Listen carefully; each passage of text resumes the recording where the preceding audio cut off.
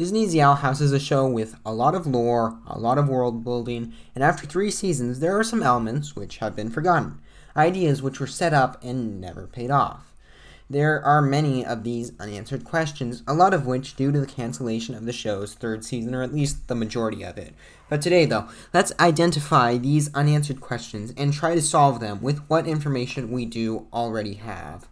Now, in my previous unanswered question video, I saw in the comments the question of the Bat Queen. In the episode Escape of the Palisman, we learned that the Bat Queen is in fact a palisman and has forgotten her original owner. It was set up to be this huge reveal, but then we never did get the owner's identity revealed. It isn't even like the Bat Queen never showed up in the episode because she played a big part in Hooty's palisman and even showed up in the show's epilogue. But the fact that the Bat Queen showed up in Watching and Dreaming is a big piece of the mystery. In that episode, we learned a lot about the Titan. And although he is the obvious answer up to who the original owner was, it was never mentioned in the episode or integrated in the plot, which it could have been done easily, just as a passing line. In addition, why would the Titan need a palisman? Palismen are used to help channel magic, but the Titan is the source of all magic.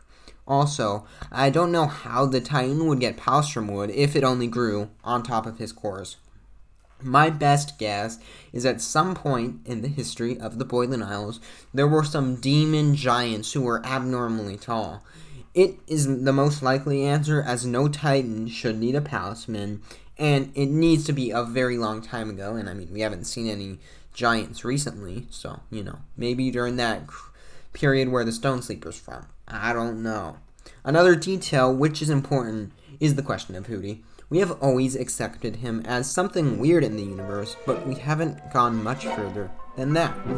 The different reactions we have had to him by the characters, it is clear that he is not a well-known species.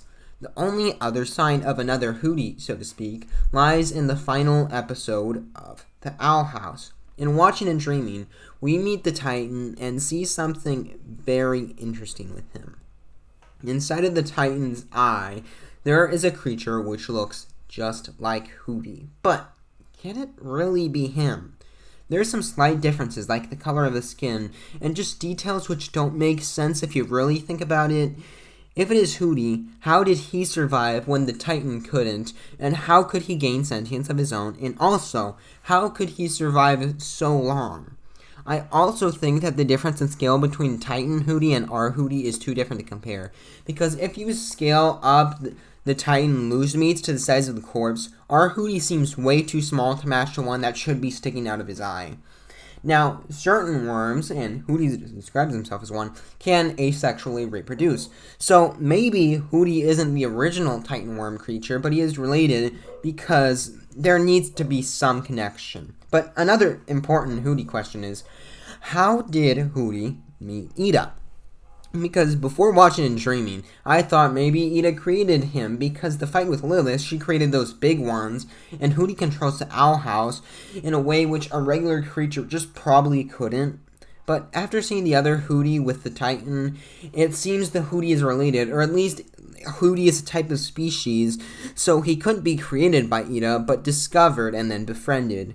But we never have any mention of how they met, how they become a family, and why he was put in the Owl House's door of all places. We know Ida was running from the Emperor's Coven, and she would steal anything, like she told Luz and witches before wizards. So, what if Ida went to the Titan's head, or just the area right around there, and that is where she found Hooty? We wouldn't have heard of it, because the Titan's head is supposed to be sacred ground, and why Hooty went with her, he loves attention, as we saw, and he would found his first friend. The only other question now is how Luz, Philip, and Edith didn't run into him. But it was a big place, or possibly, we know that Philip came along before going with Luz and Lilith, so maybe Philip scared him off, which, if so, that would be the most despicable thing Belos has done in the history of the Boylan Isles and his time there. I hope not, but that seems a possible answer. Another very big question. What happened to Grom? At the end of Enchanting Grom Fright, Luz and Amity defeated Grom in the iconic dance scene, but throughout the episode, it was said that Grom is defeated every year, but then he comes back and a new champion needs to fight him. And unlike normally, Grom was defeated outside of the arena, so it seems he would be able to wreak a lot of havoc before anyone could show up and defeat him again. Not to mention, he gets stronger the more people he terrorizes, so there would be a very big problem in the Boiling Isles, but he's never mentioned again. So, I have two possible explanations as to what could have happened. One, Luz and Amity defeated him for good. They just make such a good pair. They looked so cute together. They destroyed him forever with their girl gay power. The other possibility is because he didn't have an arena to trap him. His separate parts were spread across the Isles, and it would either take a lot of time for them to get together and then regain their strength and become full Grom, or they would all grow into their own Groms, and in, 10 years' time, it would take a lot longer.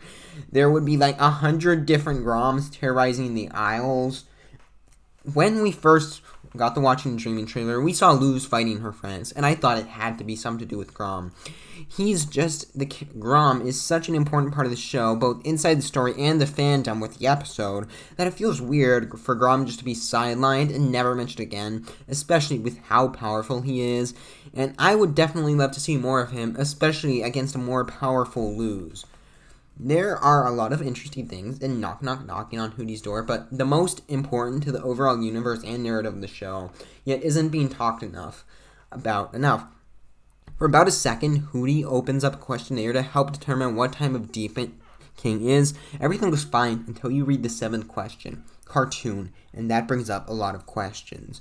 We never get to see if King is a cartoon or not because Hooty is in the way, but either way, it gives us a lot of questions. King, if he's not a cartoon, what counts as one? But if King is a cartoon, then that means there are also live-action creatures in the Boiling Isles, which we never see or hear about. This is a serious question which we need to figure out because I don't have the answer here. It's troubling either way, and it needs to be solved. And this may be the most important discovery since the light lift in the history of Boiling Isles and are us watching it. Finally, now back to a serious topic: Grimwalkers. In Hunting Palisman, we saw a scroll describing their creation, which has an ingredient which is very troubling. Now, ever since I first saw this scroll, the use of Calder Stones really stuck out to me. I thought it might have been a plot hole, honestly, because knowing how many Grimwalkers Belos has killed, it seems there shouldn't be any Calder Stones left by the time we get through the Looking Glass Ruins. But I reread the scroll, and it said Calder Stones were used both as a heart, but for power. And by power, I think just like a source of magic, like a bile staff. I have already discussed how Belos lied to Hunter about needing to use fake magic for the staff, but the heart thing is what's really troubling. There's only one way to make sense of a Calder Stone acting as a heart, and the fact that there are still the 10 or so Calder Stones in the Looking Glass Ruins, and the only explanation, Belos reuses the Calder Stones. After he kills the Grimwalkers, he rips the Calder Stone out of their chest, which is just horrific, but would also explain why he wanted to capture Hunter after Hollow Mine, and not just send out an order to kill. That's a scary one. But anyways though, that's all I have time for today. Let me know if you have any other unanswered questions which I haven't covered. Make sure to let me know in the comments down below. And what do you think about mine? On screen now is my first unanswered questions video. Make sure to check that one out. Subscribe for plenty of other videos covering the Owl House, Disney, animation, and so much more. I have been Fictional Fanatics. Thank you all so much for watching. I'll see you in the next one, but until then, bye!